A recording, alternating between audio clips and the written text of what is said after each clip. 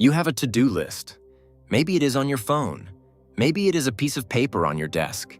Maybe it is just a permanent fixture inside your head. The same items sitting there day after day, getting heavier. And you know what needs to be done.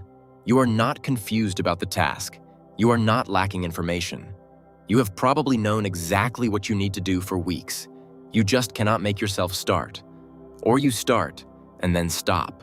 Or you manage it for 3 days and then fall off completely and feel worse than if you had never tried at all. And at some point, you landed on an explanation. You lack discipline. Other people have it. You don't. Some people can just make themselves do things. You are not one of them. That is your conclusion.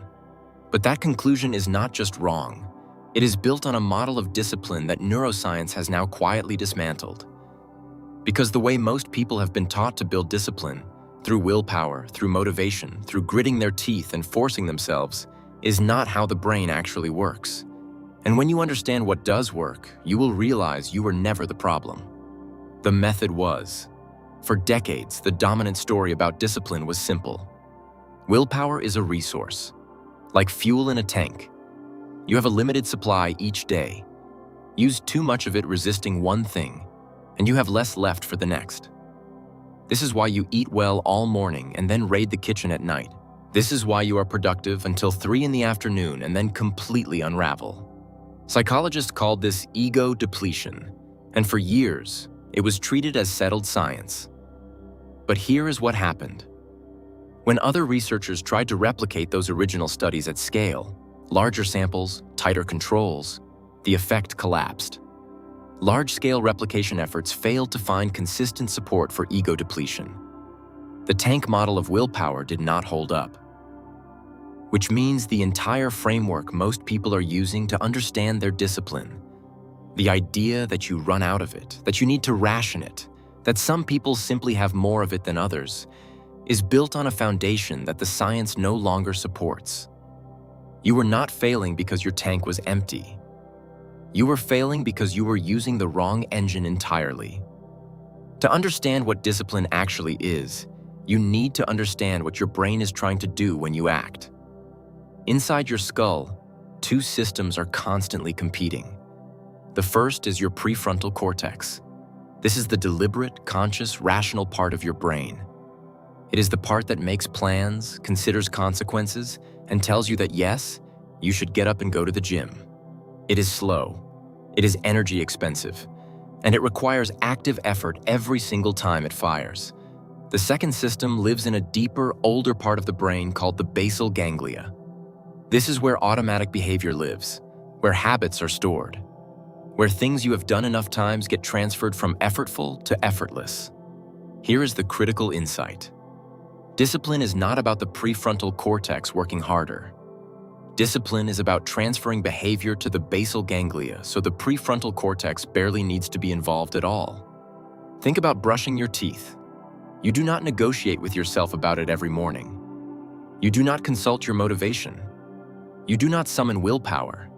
You just do it, automatically, without friction. That is what a fully formed habit feels like. And that is what discipline actually looks like from the inside. Not gritting your teeth, not forcing yourself.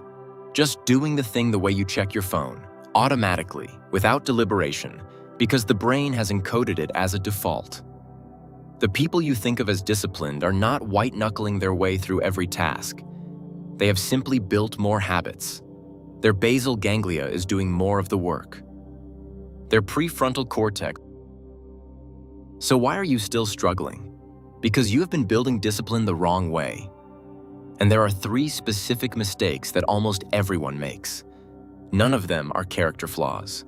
All of them are fixable. Mistake 1. You are relying on motivation to start. Motivation is not a foundation. It is a weather event.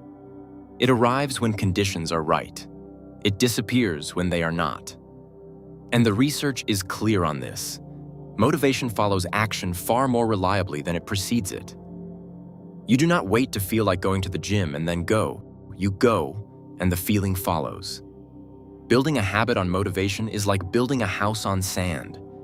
It works when conditions are good, It collapses the moment they are not.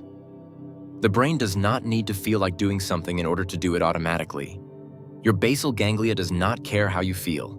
It just runs the program. Stop waiting to feel ready. The feeling comes after the rep, not before. Mistake 2. You are trying to change too much at once. This is where the 21-day myth has caused enormous damage.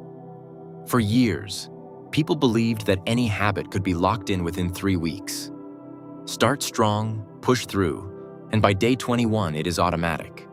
But research from 2023 by Graybiel and Smith at MIT found the reality is very different.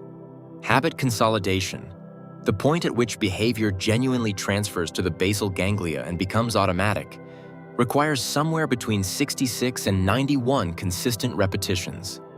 Not 21 days, not willpower, repetitions. Which means the window is longer than you thought. Which means the amount of effort required at the start is higher than you expected. Which means trying to build 5 new habits simultaneously is not ambitious. It is neurologically unrealistic. Your prefrontal cortex can only supervise so many new behaviors at once. Overload it, and everything collapses. One habit, built to automaticity, then the next. Mistake 3. You are building the wrong thing first.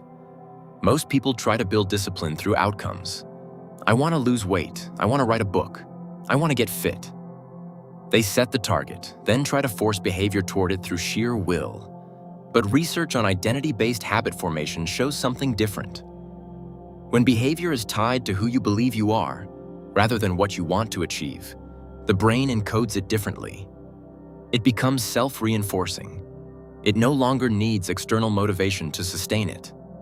Studies confirm that habits tied to identity show stronger neural encoding and are significantly more resistant to breaking down under stress. The person who says, "I am trying to exercise more," is fighting their brain every session. The person who says, "I am someone who moves their body every day," is working with it. The difference is not confidence, it is neurology. So what does this actually look like in practice? It starts smaller than you think. Research by Barry and Robbins published in 2024 found that implementation intentions, specific when-then plans tied to precise context cues, accelerate the transfer of behavior to the basal ganglia. Not vague intentions, specific ones, not "I will exercise more." When I wake up and put on my shoes, I do 10 minutes of movement. The cue is specific. The action is small. The brain can encode that. This is not about lowering your ambition. It is about understanding the mechanism. The basal ganglia does not respond to grand goals.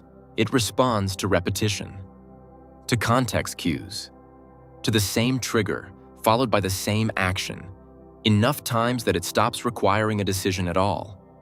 You are not building willpower. You are building a program. And every time you run the program, even imperfectly, even for 10 minutes instead of an hour, the neural pathway deepens. The action becomes slightly more automatic. The identity becomes slightly more real. That is the mechanism. That is how it actually works. Here is what changes when you understand this. You stop treating every missed day as evidence of personal failure. Because now you understand what a missed day actually is. It is one fewer repetition in the encoding process. That is it. It is not proof that you are weak. It is not confirmation that you will never change. It is a gap in a sequence that can simply be resumed. The people who build lasting discipline are not the ones who never miss a day. They are the ones who never miss 2 in a row. Because they understand that the neural pathway does not disappear overnight. It fades slowly. And one missed session barely registers. But a week of missed sessions begins to erode the encoding. The automatic becomes effortful again. The habit slips back across the line. So the goal is not perfection. The goal is consistency over time. Enough repetitions to transfer the behavior. Enough identity reinforcement to make the behavior feel like you. And here is the part that most people never reach, because they quit before the transfer completes. On the other side of those 66 to 91 repetitions, There is a version of you who does not fight themselves to do the thing. They just do it. Not because they have more willpower, not because they are somehow made of different material. Because they ran the program long enough for it to become automatic. The to-do list stops being a source of guilt.